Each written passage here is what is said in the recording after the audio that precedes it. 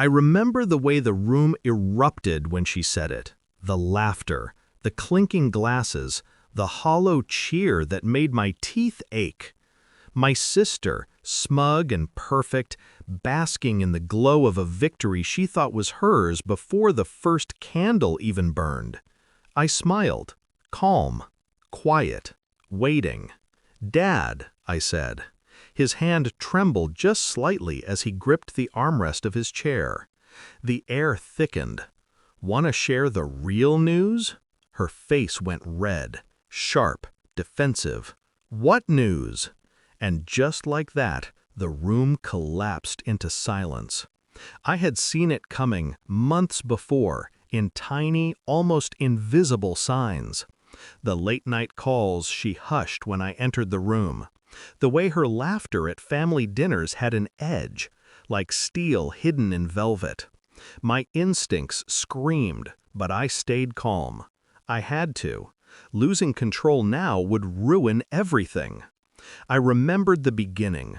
She and I had been inseparable once, sisters, partners in crime in a home that smelled of cinnamon and clean laundry. Mom's voice always soft, Dad's chuckle always warm. But somewhere along the way, she had learned the art of taking what wasn't hers. I hadn't seen it coming. I thought I knew her. I was wrong. The first real sign came as a fluke, a forwarded email, a casual oops that revealed a bank account, joint ownership she had never mentioned. My stomach dropped, but I didn't confront her. Not yet. I needed proof. I needed precision. Months passed. I watched. I noted. Every move, every subtle shift in her tone, her alliances, the friends she whispered to. My rage simmered beneath control, distilled into a single purpose. She would not win. Not like this. I started small, quietly. I secured legal advice under the guise of holiday preparations. I reviewed the will, cross-checked every clause. The documents were meticulous, but vulnerable in one overlooked section, a clause Dad had amended when Mom's health declined. My heart raced, not with panic, but with anticipation. I didn't act in anger. I acted in patience.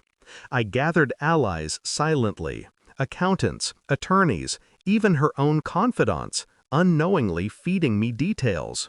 Every bit of arrogance she displayed became another brick in her downfall. She thought she had mastered the game, but she hadn't even seen the rules shift beneath her feet. And then, Christmas. The perfect stage. The room bright with twinkling lights, ornaments reflecting the smiles she wore like armor. She raised her glass. "To me," she said, her tone both triumphant and venomous. The room cheered. I stayed seated, calm, observing, calculating. I drew a slow breath and let my voice cut through the noise. "Dad, want to share the real news?" Time stretched. Her smile faltered. She leaned forward, teeth gritted. "What news?" Dad's hand shook.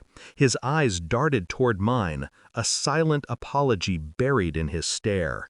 He hadn't wanted to say it. None of us had.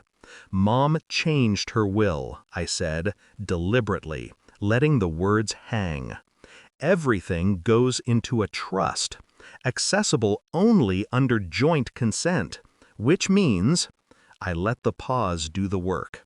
"Neither of you can claim it without the other's knowledge. And, Dad, we've already drafted a contingency for violations." Her face went white. A flicker of panic. The smirk evaporated. The room held its breath. The arrogance she had relied on for months collapsed like fragile glass. You can't," she stammered. "I can," I said, calm, certain, cold. The weight of months of planning pressed into that moment. She realized, finally, that every step she had taken against me had been anticipated, neutralized, rendered useless by my patience and strategy. She had underestimated the quiet sister, the one who smiles while calculating, who listens while others reveal their weakness. Her betrayal had been meticulous. My revenge? Surgical. And just as I had imagined, it was beautifully complete. When the shock passed, she didn't even argue anymore. Her power drained. The room's cheer now a memory, replaced with the stunned recognition of justice served.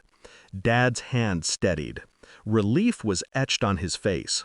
I felt a calm satisfaction settle into my bones, the kind that comes from finally tipping the scales back to balance. Later, I would sit alone by the fire, sipping the untouched wine, the silence of the house a companion. She would recover, eventually, but she would never again move in that house as if she was there.